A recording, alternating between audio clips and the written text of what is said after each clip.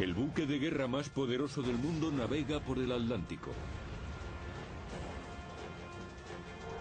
El acorazado alemán Bismarck puede destruir con sus cañones cualquier barco de la flota aliada.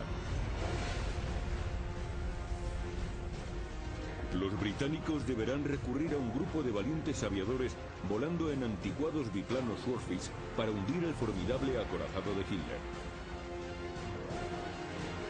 Mediante animación por ordenador, recrearemos un combate aéreo sobre el mar. Seremos testigos de una lucha a muerte entre el mayor acorazado alemán y los aviones que le acosaron desde el cielo. Presenciaremos la batalla, analizaremos las tácticas, reviviremos el hundimiento del Bismarck.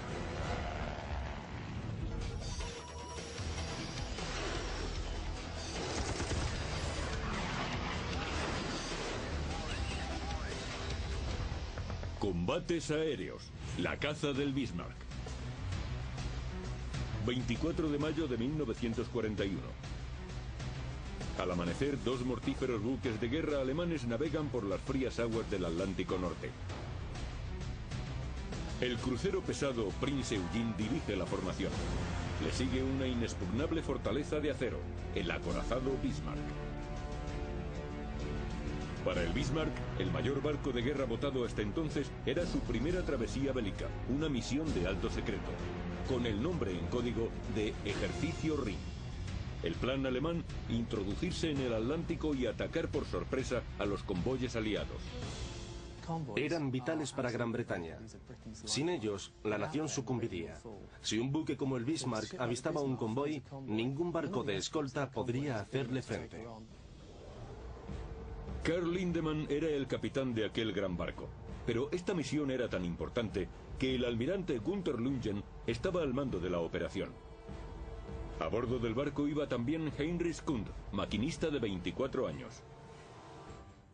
A bordo del Bismarck, todos éramos conscientes de lo que implicaba aquella misión. Sabíamos que tripulábamos el acorazado más poderoso que existía, pero también que los ingleses eran más numerosos y que podía ocurrirnos cualquier cosa. Sin que los alemanes lo supieran, a 30 millas al sureste, dos barcos británicos se dirigían hacia ellos para interceptarlos. El acorazado Prince of Wales y el orgullo de la flota británica, el HMS Hood. El almirante Lancelot Holland iba en el Hood al mando de la operación. Ted Briggs era entonces un señalero de 18 años. Tenía una fama increíble. Era el barco más poderoso conocido hasta entonces. Era el más famoso de todos los barcos de todos los países del mundo, sin lugar a dudas.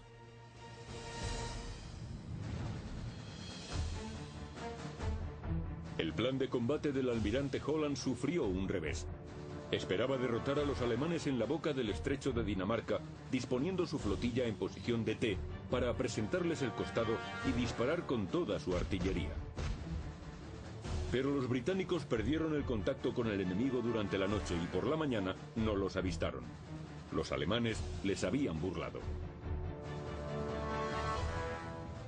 Los alemanes se hicieron por azar con una ventaja táctica que los marineros llevaban tratando de conseguir desde los tiempos de Nelson. Pero ahora era el enemigo el que formaba la T, lo que significaba que el Bismarck podía disparar con todos sus cañones, mientras que los británicos solo podían disparar con sus torres proeles.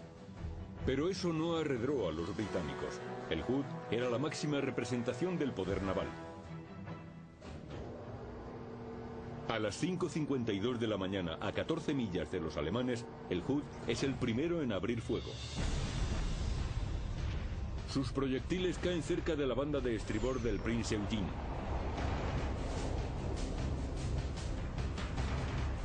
Le sigue rápidamente una andanada del Prince of Wales. Los proyectiles británicos fallan el blanco y caen estrepitosamente al mar.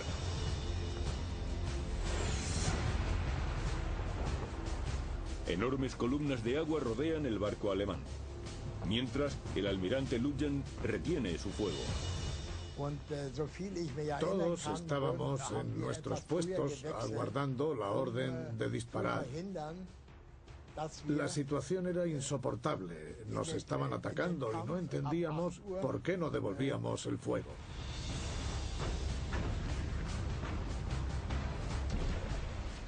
Para Lutyens, su misión no era combatir contra barcos de guerra, sino destruir el comercio. Si se averiaba, tendría que regresar a puerto y su misión habría terminado. Los británicos mantenían el fuego. Los proyectiles silbaban cerca de los barcos alemanes a más de 3.000 kilómetros por hora.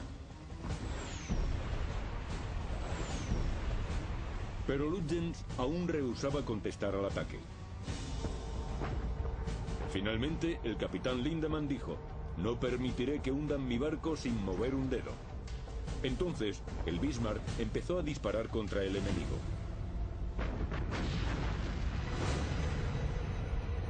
Sus mortíferos proyectiles de casi 1 tonelada volaron hacia el Hood. Alemania había desatado al fin la furia del barco más poderoso del mundo. 14 de febrero de 1939, Hamburgo, Alemania. Es un día glorioso para el Tercer Reich. El más grande barco de Hitler es bautizado. Se trata del acorazado Bismarck. La prensa alemana proclama con orgullo que el inmenso barco pesa 35.000 toneladas, el límite legal establecido por los tratados navales internacionales tras la Primera Guerra Mundial. Pero lo que no saben es que el Bismarck pesa en realidad 50.000 toneladas.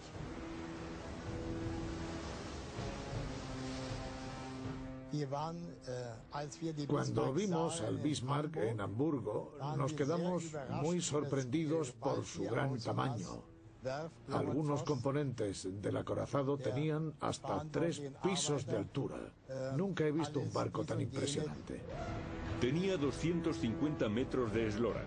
Los costados iban protegidos por planchas de 330 milímetros de espesor. Su manga de 36 metros hacía de él una magnífica plataforma estable para sus 8 cañones de 380 milímetros. Estaba feliz de volver a bordo de un barco como aquel, no solo por ir en un barco grande, sino porque este, en cuestión, era el mayor de todos. Representaba todo un símbolo de poder. El 18 de mayo de 1941, el Bismarck sale de puerto en secreto, dando comienzo al llamado Ejercicio Rhin. Pero 3 días más tarde, un Spitfire de la RAF fotografía al acorazado cerca de Bergen, Noruega. La Royal Navy envía rápidamente al acorazado Prince of Wales y al mayor buque de guerra británico, el HMS Hood.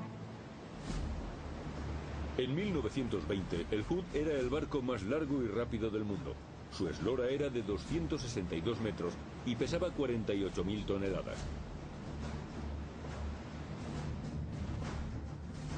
Tanto el Hood como el Bismarck estaban armados con 8 cañones de 380 milímetros que lanzaban proyectiles de 770 kilos a más de 15 millas náuticas. Pero los nuevos cañones del Bismarck podían disparar 3 veces por minuto, los del Hood solo 2. La diferencia estaba en el blindaje. El Bismarck era un acorazado bien protegido, mientras que el Hood era un crucero de batalla y había sido construido para ser veloz.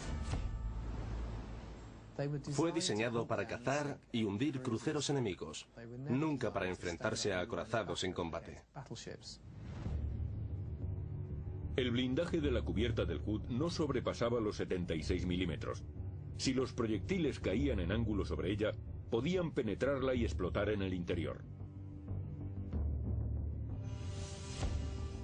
Se decía que iban a reforzarla, que se iba a fortalecer el blindaje de cubierta, pero desgraciadamente estalló la guerra y no hubo tiempo para nada.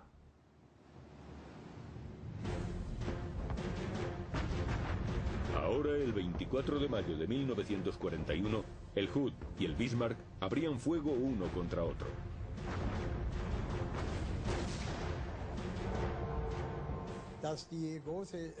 Al disparar a aquellos enormes cañones, todo el barco temblaba. No paraba de pensar que en cualquier momento acabarían arrojándome al agua. Era increíble, los cañones eran muy poderosos.